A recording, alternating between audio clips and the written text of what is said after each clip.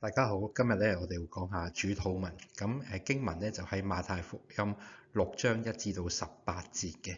咁如果大家咧聽講論之先讀嘅經文咧，咁會對大家會有更大嘅幫助嘅。咁今日我哋會想討論下咧，究竟主禱文究竟係想強調乜嘢咧？我哋會睇下一個進路，睇下點樣睇主禱文嘅。咁同埋我哋禱告同主禱文嘅距離係咪好遠呢？可能我哋主禱文淨係愛嚟念嘅啫，好少愛嚟即係諗究竟我哋禱告同主禱文點樣可以應用呢？或者係主禱文究竟係對我哋有啲乜嘢祈禱，有啲咩嘅提醒呢？咁我今日會睇呢啲幾個部分嘅。咁咧，今日我睇嘅經文咧就係馬太福音6章1至18節嘅。咁其實你會發覺咧，我揀選嘅經文其實係一段好長嘅經文嚟嘅。我想指出咩嘢咧？就係6章1至18節咧，其實有一個主題嘅。個主題咧就係咧，如果你做一啲善行咧，我哋需要去隱藏嘅。咁其實咧就經文舉咗三個例子，就係施捨、禱告同埋禁食嘅時候咧，我哋盡量要唔好俾人哋見到，或者甚至唔好故意俾人哋見到，因為神會咁樣去賞賜我哋嘅。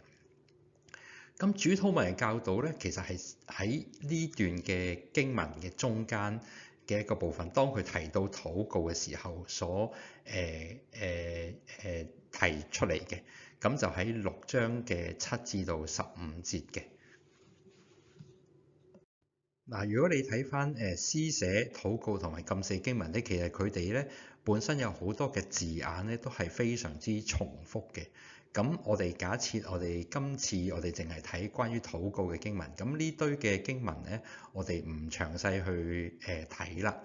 咁但係呢個分段俾我哋有個意義係咩咧？就係我哋就知道7至到第15節其實就係主力係講關於祈禱嘅，但係呢段經文亦都唔止主禱文嘅，佢當中係有其他嘅內容喺當中嘅。咁喺6章7至到15節，咁就係嗰個禱告嘅教導啦。其實咧可以分為3個部分。9至到13節其實就係嗰個我哋熟悉嘅主禱文嘅內容。7至8節就好似一句之前嘅一句説話。14至15節就係之後一個結語咁樣樣。咁我哋可以先睇7至8節講啲咩嘢咧？7至8節講嘅就係話，我哋祈禱咧就唔好用啲好重複嘅説話啦。最重要係嗰個結論咧。個結論就係因為咧喺祈求之先咧，你所需要嘅咧，你哋嘅父咧就已經知道㗎啦。去到主禱文經文咧，其實咧今日我比較着重啲講嘅只係係一句咧，就係我們日用的飲食今日賜給我們嘅。其實咧呢句經文咧可以考慮下咧，係咪有一啲嘅學者都講咧，就係呢段經文其實可能咧係咧參考緊，或者耶穌係引用緊箴言30章7至到9節嘅。經文講緊乜嘢咧？就係咧，我求你兩件事，在未死之先不要拒絕我。求你咧使虛謊同埋謊言咧遠離我，使我不貧窮也不富足，賜我所需用嘅飲食，免得我飽足不認得你說耶和華是誰呢？又恐怕我貧窮就偷竊，以致褻瀆我神嘅名。嗱，如果我哋假設我哋認同咧耶穌引用緊箴言30章7至到9節嘅話咧，咁其實佢講我們日用嘅飲食今日賜給我們咧，其實係講緊咧求神咧俾我哋有日用嘅飲食，好讓我哋咧唔會去得罪你嘅，唔會飽足而令到我哋驕傲，或者或者唔好令到我哋貧窮，令到我哋咧會有機會咧偷竊去褻瀆神嘅名。如果我哋相信頭先我哋講嘅立論，就係話咧，我們日用嘅飲食係講緊我哋希望我哋避免去都得罪神嘅話咧，咁其實主禱文咧，我哋係可以有一個嘅結構嘅。9b 去到第十節咧，其實就講我們在天上的父，願人都尊你嘅名為聖，願你的國降臨，願你旨意行在地上咧，其實可以對比翻主禱文嘅最尾嗰句，因為國度、權柄、榮耀全是你的，直到永遠。阿門。因為我哋可以揀國度咧，其實就對比翻願你嘅國降臨。權柄咧就可以對比翻願你嘅旨意行在地上，如同行在天上。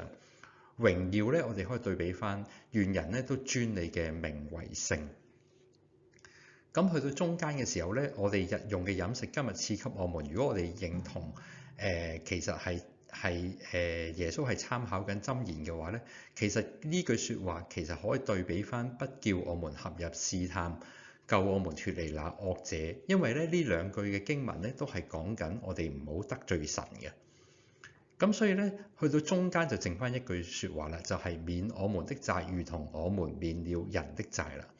咁就會變成咗一個我哋稱之為嘅線形結構啊。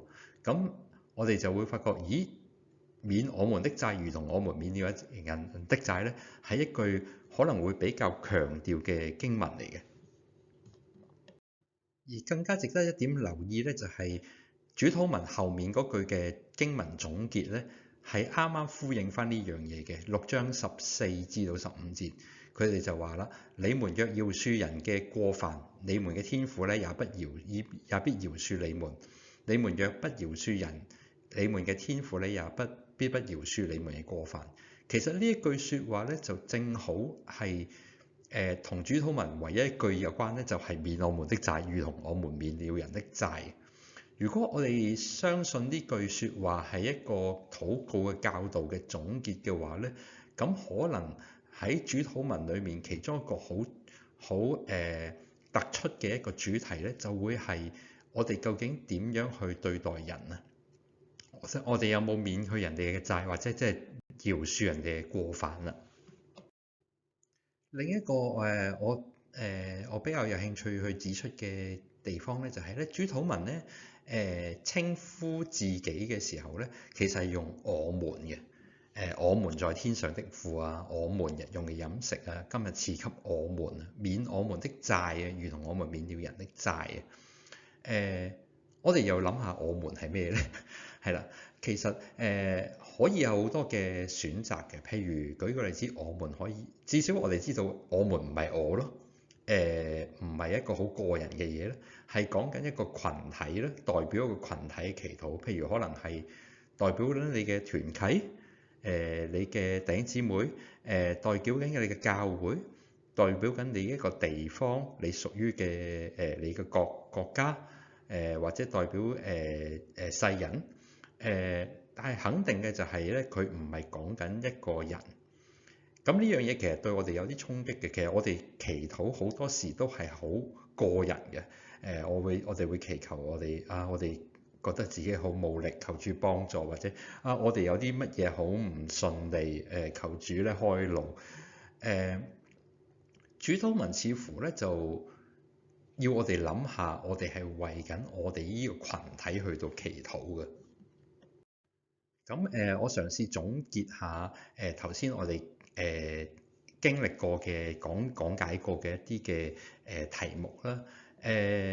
喺個禱告教導裏面咧，第一句説話就教導我哋咧，天父係知道我哋所需要嘅。咁喺主禱文裏邊咧，有一個嘅線形結構咧。第一個結構嘅最外圍係講緊父神係掌權啦。咁中間嘅部分咧就我們日用嘅飲食同埋救我哋脫離兇惡咧，都係講緊咧求神幫助我哋遠離試探，唔好得罪佢。咁最中間同埋結尾嘅部分咧，都係講緊我哋要反思下我哋點樣待人，點樣去對待別人嘅。我哋有冇免人哋嘅債？我哋有冇饒恕人哋嘅過犯？最後咧我都講到咧，其實嗰個祈禱咧係好強調我們嘅，係強調咧我哋即係為一個群體去到祈禱。咁我自己個人嘅睇法咧就係其實主禱文係好講緊，唔係一個好個人嘅祈求啊，係真係諗下我哋待人接物啊，諗下我哋係一個咩群體去到祈禱咯。咁呢個咧就係今日我想同大家嘅分享，多謝大家。